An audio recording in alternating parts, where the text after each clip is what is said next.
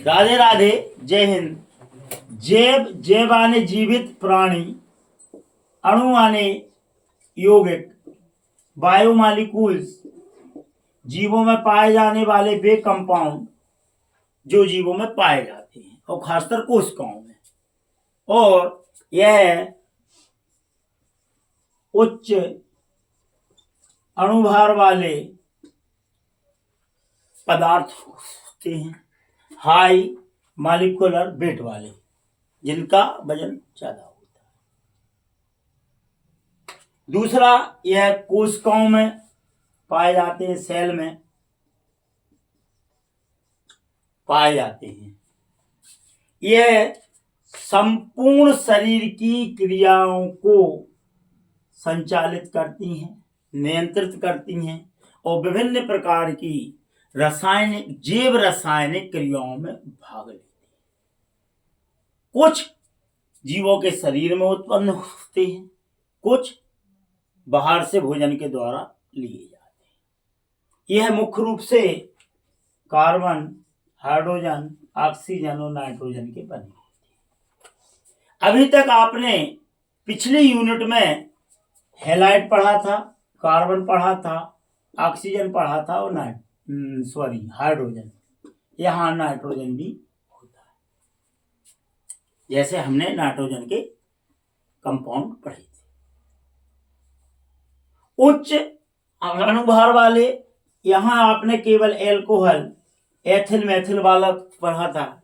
ये पॉलीहाइड्रिक होते हैं, एक से अधिक OH फंक्शनल ग्रुप, एक से अधिक CHO ग्रुप, एक से अधिक NH2 ग्रुप, एक से अधिक CO ग्रुप इनमें पाए जाते हैं।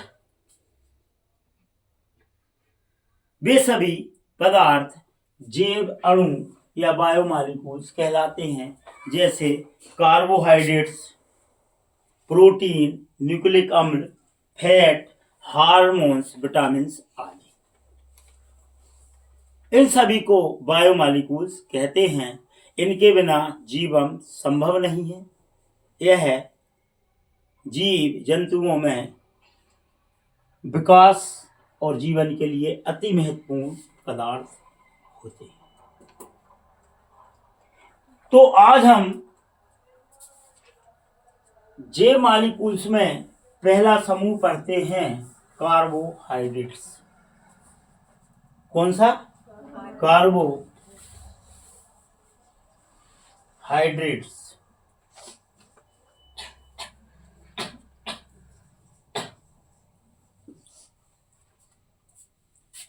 कार्बो मतलब कार्बन, हाइड्रेट्स हाइड्रोजन और ऑक्सीजन के बने कंपाउंड को कौन से? हाई मॉलिक्यूलर वेट वाले, जो जीवों में पाए जाएं, उन्हें कार्बोहाइड्रेट्स कहते हैं। जैसे ग्लूकोज, फ्रक्टोज, लैक्टोज आदि। इनका सामान्य सूत्र CH2OX। कार्बन की संख्या के बराबर जल के मॉलिक्यूल्स होते हैं। जैसे एक सामान्य सूत्र हम लें, कार्बन की मात्रा अगर 12 है तो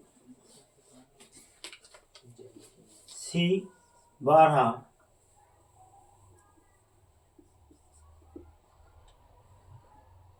H2 12 और O12।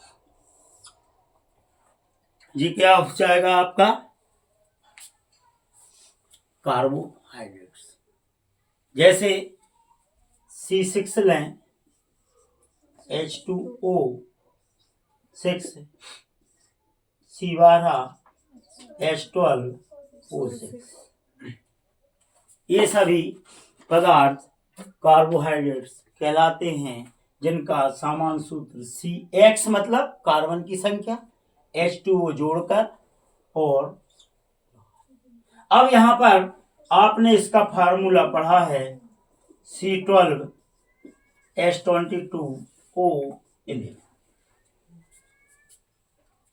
C12H24O12 नहीं पढ़ा। क्यों? जब दो इकाई ग्लूकोज फ्रक्टोज की मिलेंगी तो -H2O यहाँ से निकल जाएगा। तो C12H24 में से 2 गए, 22O12 की जगह 11। ठीक है ना? यहां से एक H2O का ग्रुप निकलेगा, तब जाके वो चेन आपस में जुड़ेगी। तो आप ये बताएं कार्बोहाइड्रेट्स की डेफिनेशन क्या हुई?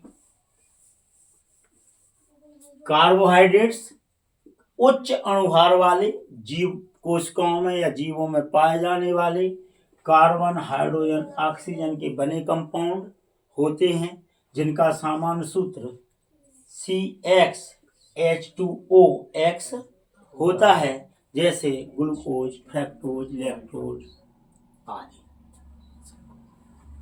इनके कार्य, यह भोजन के रूप में उपयोग,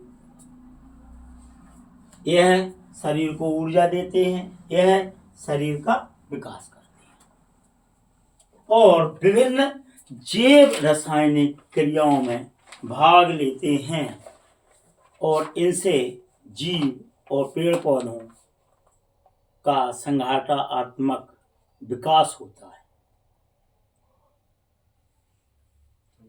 हम छोटे थे, धीरे धीरे भोजन अगर नहीं करते तो क्या हम इतने बड़े हो सकते थे?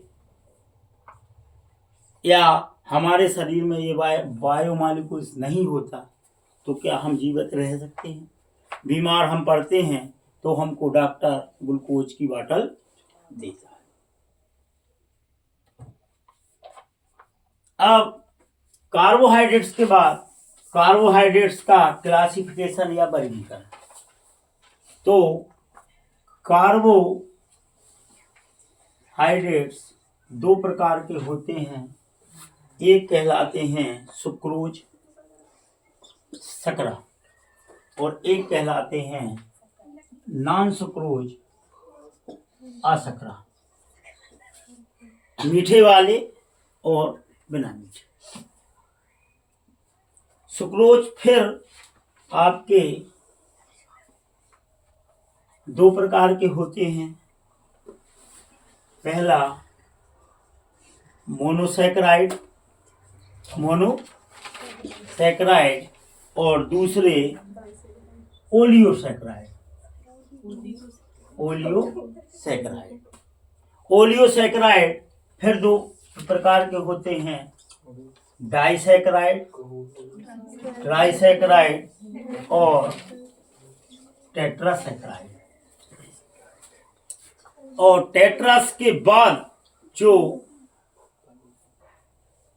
लंबी चेन होती है उसे पॉलीसैकराइड कहते हैं, जो नॉन शुगर में आते हैं, जिसमें स्टार्च और सेल्यूलोज होती है। तो अब यहां पर देखें कार्बोहाइड्रेट्स क्या है? कार्बन, हाइड्रोजन, ऑक्सीजन के बने कंपाउंडों को उच्च अणुभार वाले जो जीव जंतु एवं पेड़ पौधों की कोशिकाओं में एवं उनके डेवलपमेंट में या भोजन के रूप में लिए जाते हैं, जिनका सामान्य सूत्र CxH2OX होता है, उसे कार्बोहाइड्रेट कहते हैं, जैसे ग्लूकोज, फ्रक्टोज और लैक्टोज। कार्बोहाइड्रेट का क्लासिफिकेशन सुक्रोज, नॉन सुक्रोज, शकरा, अशर्करा। फिर मोनोसैकराइड, ओलियोसैकराइड, जिसमें एक चेन पाई जाए, वो सैकराइड की एक चेन पाई जाए, और जब दो चेन पाई जाएं तो डाइसैकराइड, तीन चेन पाई जाएं तो ट्राइसैकराइड, चार पाई जाएं तो टेट्रासैकराइड, और चार किस्से लाखों पाई जाएं तो पॉलीसैकराइड। पॉलीसैकराइड में स्टार्च, सेल्यूलोज आदि आते हैं। अब हम केवल सुक्रोज में ले रहे हैं मोनोसैकराइड, और मोनोसैकराइड में यह कार्बोहाइड्रेट की मोनोसैकराइड ले रहे हैं, मोनोसैकराइड। मोनोसैकराइड कार्बोहाइड्रेट की सबसे छोटी श्रृंखला या यूनिट मानी जाती है, जिसका सामान्य सूत्र CnH2nOn होता है। यह स्वाद में मीठे होते हैं, पानी में घुलनशील, वाटर में सॉल्युबल होते हैं, जिनका सामान्य सूत्र क्या है? CnH2n। यह दो प्रकार के होते हैं, एल्डोज और कीटोज। एल्डोज से स्पष्ट है CHO ग्रुप वाले, और कीटोज से स्पष्ट है CO ग्रुप वाले। तो हम इनके फार्मूला आपको याद करा रहे हैं। 1 2 3 कार्बन के 3, यहां भी 1 2 3। कार्बन की वैलेंसी कितनी होती है? 4, CHO ग्रुप लगा दें, कंप्लीट। 1 2 3 4।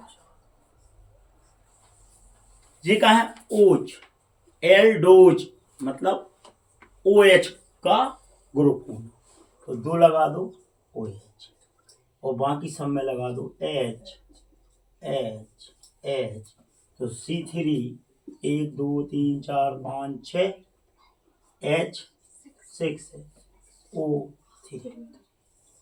फार्मूला सीधा सेट है। सूत्र याद करने की जरूरत तो नहीं पड़ी ना बेटा, बैलेंस ही सेट ही तो करिए। अब आपको नाम हो जाए है राई, हाँ राई ओज, राई ओज कौन सा जो? एल्डो। एल्डिहाइड CHO ग्रुप है, एल्डिहाइड, तो जाको नाम का हो एल्डो ट्राई ओज, जाको नाम भी ट्राई ओज, लेकिन इसमें ग्रुप पाया जाएगा कीटो का। जहां का लिखो है कीटोज। यह 2 प्रकार के होते हैं, एक एल्डोज, एक कीटोज। 1 2 3 4 बैलेंस कंप्लीट। OH लगा दो, OH लगा दो, H लगा दो, H लगा दो, 1 2 3 4, जहाँ H लगाने की जरूरत नहीं है, यहाँ H यहाँ H। सूत्र क्या हो जाएगा? C3H6O3। नाम क्या है? ट्राईओज, ट्राईओज। ये क्या है? कीटो। तो नाम क्या रहा? एल्डो ट्राईओज कीटो। ये क्या है? मोनोसैकराइड की सबसे छोटी यूनिट। अब यहां से उल्टे चलो, देखो तुम खुद। कार्बोहाइड्रेट्स क्या है? कार्बन, ऑक्सीजन, हाइड्रोजन के बने कंपाउंड, उच्च अणुभार वाले। C2H5OH वाले तो नहीं है, उच्च अणुभार है। जहां OH कितने हैं? यहाँ कितने हो गए? 2 या 2 से अधिक। उच्च अणुभार वाले, जिनका सामान्य सूत्र CXH2OX पाया जाता है, उसे कार्बोहाइड्रेट्स कहते हैं। कार्बोहाइड्रेट्स पर 2 प्रकार के हैं। पहला हो गया सुक्रोज, सुक्रोज में मोनोसैकराइड। अब मोनोसैकराइड के बाद ये डाइसैकराइड हो जाए। तो अभी मोनोसैकराइड कहां तक चले? 3 तक और 6 तक। कहां तक? 3 तक और 6 तक। तो हम मोनोसैकराइड में अगली यूनिट पढ़ रहे हैं glucose, fructose, lactose. Glucose, fructose और लैक्टोज। अब आप लोगों ने देखा होगा ग्लूकोज का भी सूत्र है C6H12O6 और फ्रैक्टोज का भी सूत्र है C6H12O6 और गैलेक्टोज का भी सूत्र है C6H5O6 है। अब तीनों में क्या अंतर है? 6।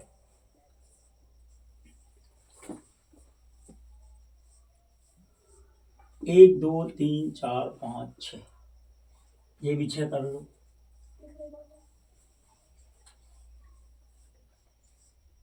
3 और 3 6, 3 3 6 7 और यहाँ भी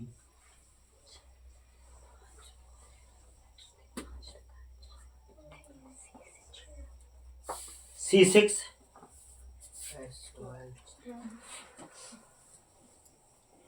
ग्लूकोज पाया जाता है एल्डो ग्रुप। कौन सा? CHO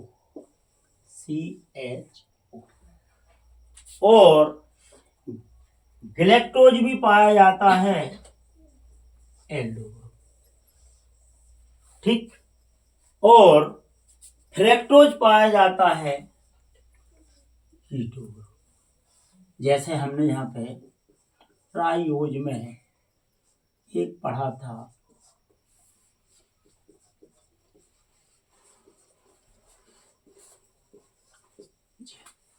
कौन सा?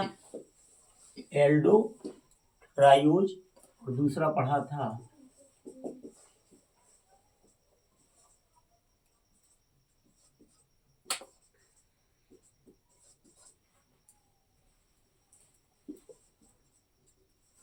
एल्डो ट्राइओज,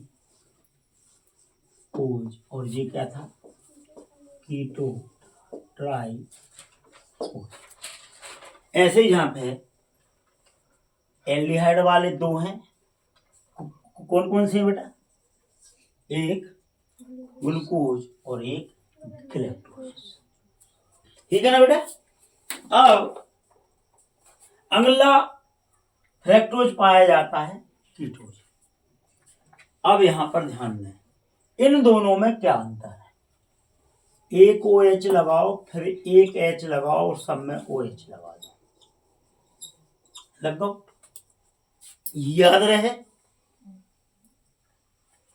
एक OH के बाद H और फिर सबरे OH, और यहां पर एक OH लगा के 2 H लगाओ और फिर OH लगा दो, दोनों में अंतर है, याद रहे। बाकी इस साइड OH है तो जहाँ H लगे, जहाँ H है तो जहाँ OH लगे, जहाँ OH है तो H लगे, जहाँ H, और जहाँ H 1 2 3 कितने लगे? 2। अब मिला लो C6 1 2 3 4 5 6 7 8 9 10 11 12 और O हो गए जी 6।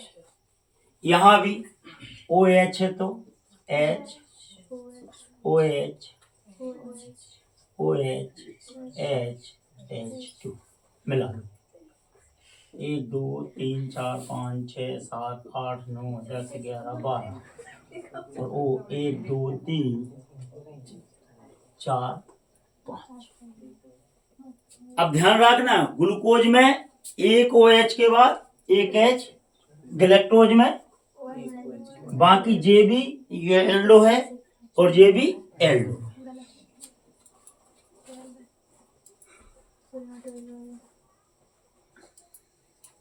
ओके, अब इसमें क्या अंतर है? H OH OH OH और झलक ये है OH, यहाँ का हुए